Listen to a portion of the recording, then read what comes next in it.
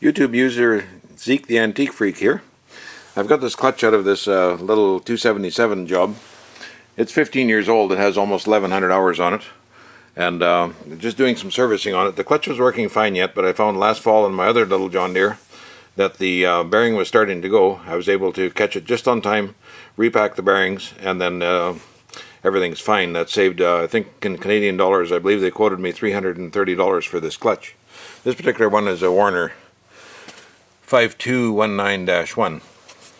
So anyway, there's two bearings, top and bottom. This is the way this sits here, and there's a 5/8 bolt and then a big washer, and then on that is this plug thing that goes into the bottom bearing. You can pry gently on here and across on the frame with pry bars and give it some love taps with the hammer.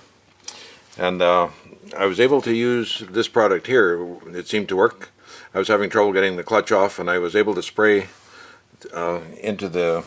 get around the rusty shaft on here and keep working at it, and it came off. I left the bolt in partway without this hub here so that the bolt would catch it so it didn't fall on the ground. So I've taken it apart. It just all pops into little pieces here, and I've cleaned the filth out of there. There is a certain amount of wear. It's got 1100 hours, but I don't see why I wouldn't do that again. It's coming along good. Yeah, there's a bit of a ridge in here where the pieces meet. And anyway, so I use this tool here to pop the shield out.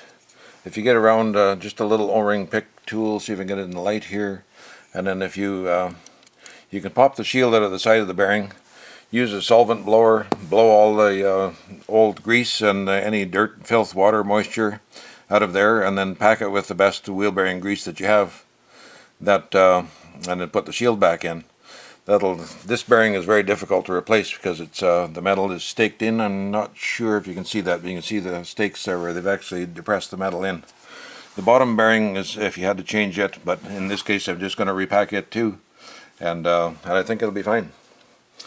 So it's going back in. I'll put a little bit of a thread locker on the bolt threads, because I have heard horror cases where that's come out and then it's torn off the wire and different problems. But anyway, we'll get that back in and get I'm going to do some extra cleaning while I've got it up in the air.